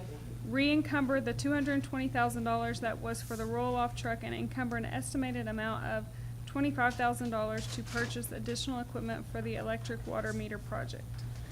So the operations manager and I, Steve Kyle, have been talking about these projects because that's all we've been talking about for a few weeks now. And we had approved in the budget to purchase a roll-off, and Steve came up and he said, hey, we just can't get that right now because we have that project up in the air, and then we have this electric meter project up in the air as well. Because again, like he was saying, that one has been a process, this one is a bigger process. And it's costed, that electric meter project's costed us a lot more money than we even Should've thought. overpaid. Yes. And Steve said, even though we need the roll-off truck, really bad, because we've done some major things in our city, and we need that to help us save, and we just can't do it. We just can't do it right now. So Steve said for us to re-encumber that $220,000 to be able to pay for these expenses that are coming up. And if we, I was gonna say, if we don't have the expenses, then. if we don't have it, We then know we're great, gonna have the but meter expense, right, because that that was. we know for sure that electric water meter project, we went round and round to try to get that for more. We've tried to do paperwork to try to get the additional expenses. We've already used how much for some of the? Water meter deal, Mhm. I ordered 13 grand worth of stuff to have backup. When you get these water meters, you gotta replace cutoffs, you gotta replace this, you gotta replace that. You can't just go in and set a water meter and be right. Some of these meters have been in there for 50, 60, 70 years, I don't know how long. A lot of stuff's got to be replaced, and none of that was taken into consideration in the When they original met, amount that yeah. we did. When the Even your meter engineers, boxes. when Myers came down, somewhere, something got dropped and, he said he had 2 people in the meeting that day. None of us were in the meeting, and it was all, it said it was great, move forward, and now we need extra. Well, we had the wrong size, right? Because not all the meters are the same, is that right? So even though they ordered all the same, part of ours will They not ordered all work. of the same size, and they're not. Without, yes, okay. And we've heard a couple of different numbers. It's gonna be up to about 25,000, then we heard 100,000, and then we heard 200,000 of extra equipment that we would need. So, Well, basically, this needs this money to be put back, re-encumbered for backup till these projects are done. It may take 10 grand, it may take 200 grand. I mean, we don't know till we get to it. and this is the ARPA. So since it's Right, ARPA yeah. money, y'all already said you're gonna take that and put it here, and what they're asking you to do is basically take the money out and put it. Back into these projects that we possibly might need that $220,000. Okay, I'll make a motion to approve re-encumbering the $220,000 back for the projects. Second, Second. vote. Chapman? Peterson? Yes. McCaslin? Yes. Huckabee? Yes. All right, staff and board remarks. Gordon? I hate to do it since those folks are already gone. I was doing code enforcement when the 621 trailer, steel trailer was brought in. And they had utilities. They've had utilities there for 2 years and have done nothing to it. Yeah. So how much further do you stretch? And I got the same story that he was telling about, we're gonna pay the city millions of dollars off the electricity that they use down there. They used, they're probably paying a minimum, I guess, because they had. I looked and everything was adjusted He said- off. He said they were saving his money. So We, maybe they he- made no payments to this account, but it was all adjusted off, cause I looked while he was talking. And But we were on the board when that happened, and what started it is they had a fifth wheel on there, and they were told that they had to move it because they were living in it, and they were hooked up to somebody else's utilities. I was doing. That's how it started, then they were I gonna was move this doing trailer in for her totally- daughter or granddaughter. They never brought us a single piece of They anything never that we came back, required. but it started with a code enforcement violation. Which I was- Correct. And then it which came I was doing recently code again, enforcement. recently again. Is there some Yeah, kind it of was a statute of violation. limitations on that? I mean, that was. That's the thing, why do you wait so long? 2 years. Well, clearly they misunderstood what needed to There actually was, take there's place here. utilities there. We set a pole there, well, I did. I was Because they off. were running the fifth wheel off of it No, before no. the trailer was there, right? Since they, no, this was since they moved the, Since the other one got moved yeah, in. the other one got moved in. Actually we used up nearly a whole roll of our wire to run over there to them. You guys used the pole for my property that I gave you. No, That didn't. Butch gave you out. Anyway, yeah, of course, Butch was in on all this. It was not moved I didn't know properly. that's when Butch initially was said. throwing a fit about that, because he said it had to be moved by our farm equipment. Can we talk about Imagine this? Imagine if they showed up in the middle of the Staff night. or board remarks. And it don't improve the looks, I mean, it's It's not the sitting. most beautiful community, but that's a terrible looking trailer. And we got records of showing years and years of just notices and nuisance, liens, because they're not taking care of the property. They haven't been doing anything. Like I say, and since, we took the wire down, because we could use it somewhere else, where we're gonna make money on it. It's in the air down there doing us no good. So I- aside from their deposit I don't being know put what- in, if they put one, They didn't, whatever they got billed for, it was adjusted out. Okay. So Maybe I they should have paid spoke up nothing. when they was Okay. here, but I didn't want to stir up any more things. yeah, they were very, they were. I was hoping he'd just go ahead and say it was take it. I mean, Steve can testify to it too, me and him's talked about it, and said, that dude is not gonna fly. Yeah. Go by there, well, you've probably been by there, haven't you, Dix? I mean, it's kinda towards, you know. Well, and I drove by there when they moved it in without authorization to see, but the petition was signed, had several signatures that were duplicated initially. Half of them we couldn't read, but when you have a Some of that- 500 some of square that was- foot I'll- section, Some of that was probably my fault, because I was in on doing. but when you have a permits. 500-foot section and you have 75% of your neighbors have to approve you moving in your trailer, and you've got 4 other trailers and the neighbors are saying no, I mean, I feel like that's, should tell you Because something. Since then, some of that other stuff that looked bad around there has been tore down. You know, that house on the corner that's multicolored, it's been Tore down. tore down. Like McCoffin bought it, or something, tore it down, I cleaned it up. Anyway, what are my 2 cents worth? That's it. Any other staff or board remarks? Any new business? Motion to adjourn? New business? Do we have Do we new have new business? Well, the only thing I had was, as y'all know, we've been tearing some houses down. Oh, yes. And it's been a slow process. As soon as you come across, you just don't get the, you gotta do more paperwork when everybody even thinks about it. So, the roll-off truck would have helped, because we're paying $300 every time that roll-off box gets delivered. That's not counting the dump fees. The dump fees we're gonna have to pay anyway. I've already spent out of my $20,000 budget, 16 grand what we've already done. So sometimes in the future, we're gonna have to find some money to put back in that account. We're gonna keep tearing houses down. So, that's all I've got. So we continue, we move forward. It costs $50 a ton to dump that Dallas right now. And they're in the process of putting in a new, I don't know what you call it, new dump where you put about half that, just courthouses, concrete, rock, stuff like that. But I don't know when that process is gonna take place. So if you I've see us heard- slowing down and tearing the houses down, don't tell them slowing down wanting to. We gotta get funds available, we gotta get all that lined out ahead of time, not.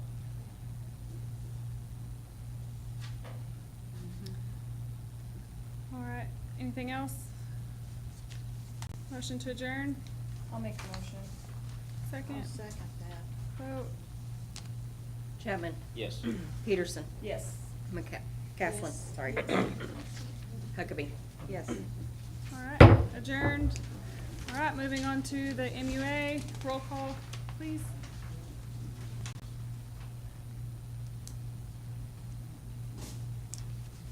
Sorry. You're good. Huckabee? Here. McCaslin? Here? Manasco? Yes, here. Peterson? Here. And Chapman? Here. All right, we have a quorum. Further discussion, should that be the consent agenda or? I'd like to remove the minutes from the last meeting.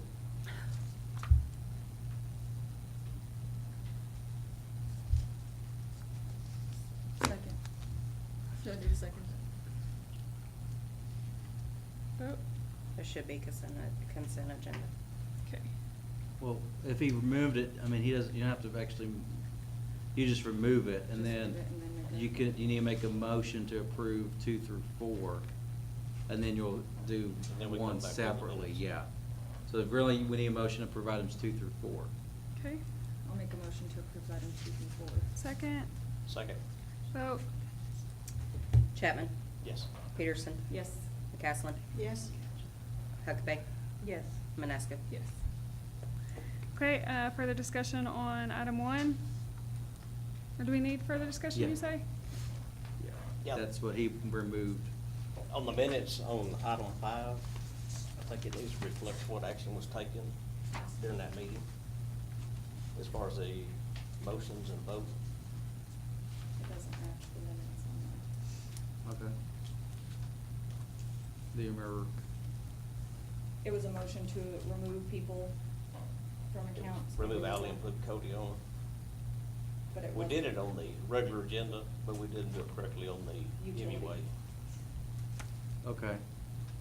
So do you just want to make a motion to approve the minutes with that amendment? Yes. Second, Second. vote? Chapman? Yes. Peterson? Yes. Manasco? Yes. McCaslin? Yes. Huckabee. Yes.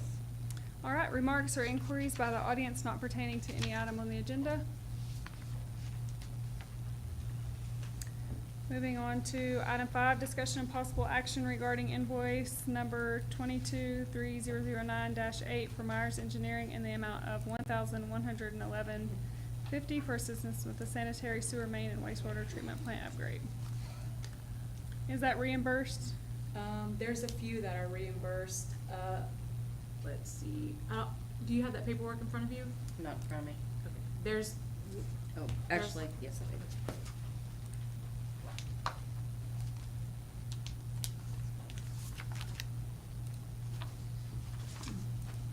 I think there's only one that's not reimbursed.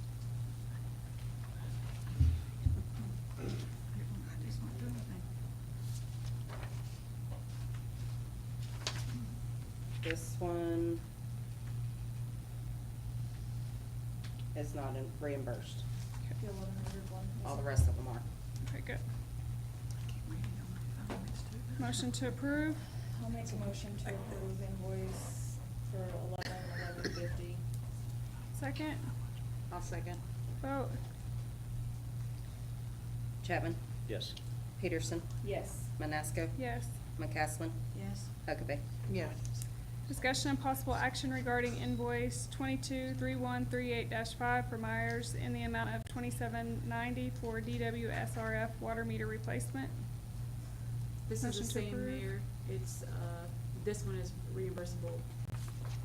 I'll make a motion to approve invoice for $27.90. Second. Second.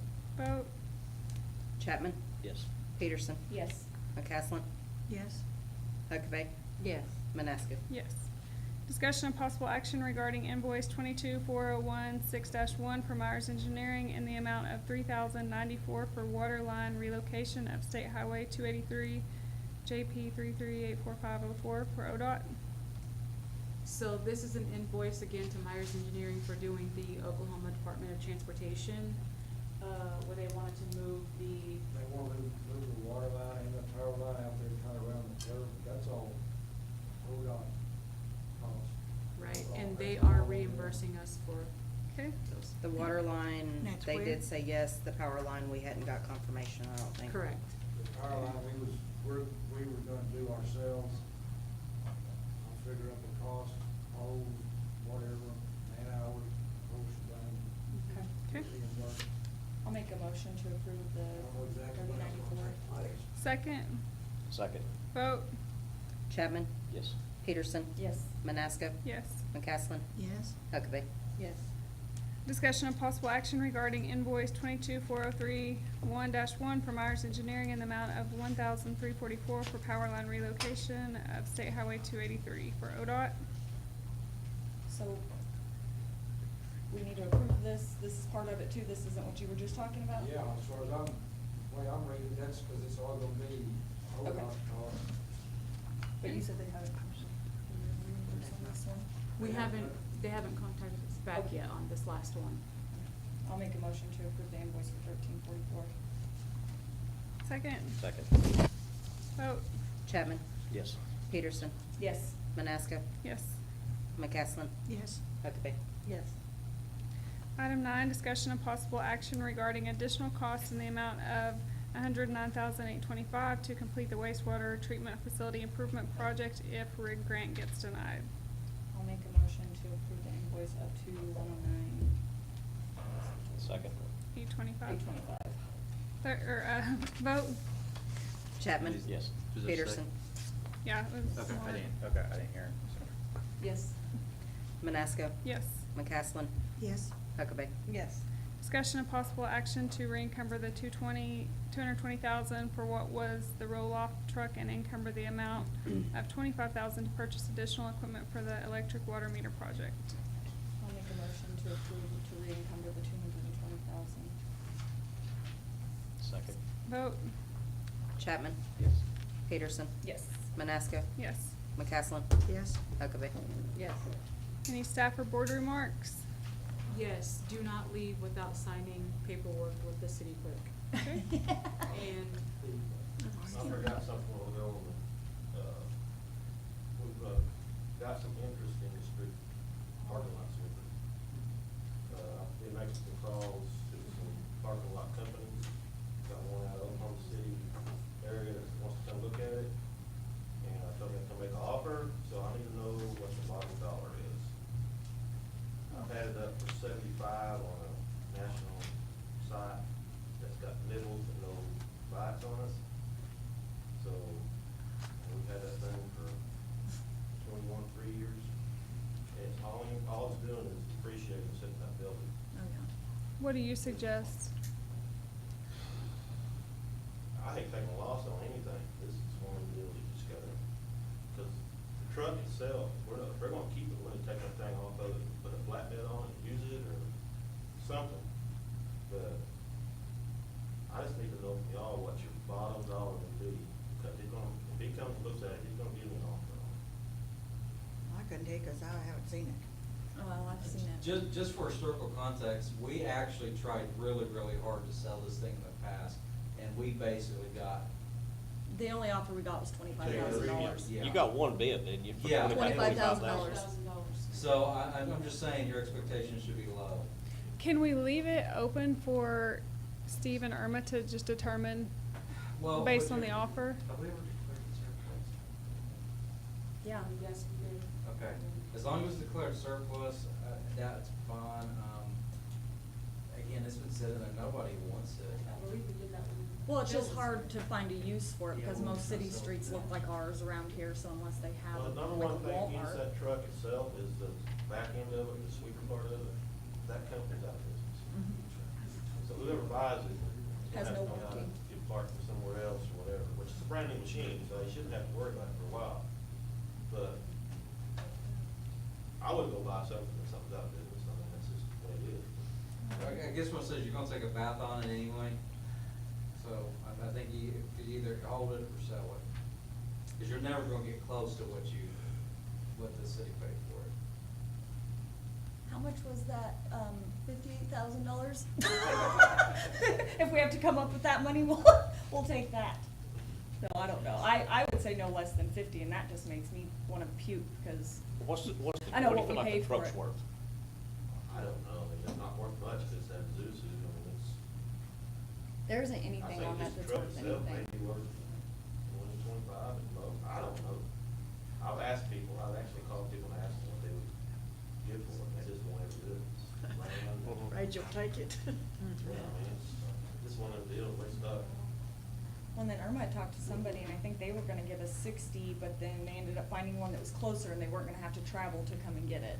So, And I'm pretty sure when Phil was here, when he advertised it like in big metro areas. He did. I think he advertised it down like in Dallas area, and you said we got basically no, we're close, it's like 10% of, yeah. The only other option I see is Purple Wave, like I say. Could be $1, it could be, we never know on Purple Wave. I think being that. Hopefully they'll give us a good bid. It's already been surplus, so. Back when Bill was here, because we advertised it at that time and put it on our website, sent out the letters, like he's saying, we put it in the newspaper in Dallas, I think, in those bigger areas, Oklahoma City. well, and I reached out even to a couple of casinos that had been built, you know, in the area that have parking lots and stuff, and even Hobart when that one was built, and they, I feel like you've done a really good job of getting the most possible out of everything you've sold. He's done a very good job. Yes, so just, if we can just leave it up to you guys, I'm good with that. Paperwork motion from that. Okay, so I'll make a motion that we, leave it up to you guys to negotiate and accept an offer on the street sweeper as it comes in. I mean, we're gonna take a Second. beating on it anyway. Vote, Chapman? Yes. Peterson? yes. Manasco? yes. McCaslin? Yes. Huckabee? Yes. Motion to adjourn, I'll make a motion. I second. vote, Chapman? Peterson? Yes. Manasco? yes. McCaslin? Huckabee? Adjourn. And so-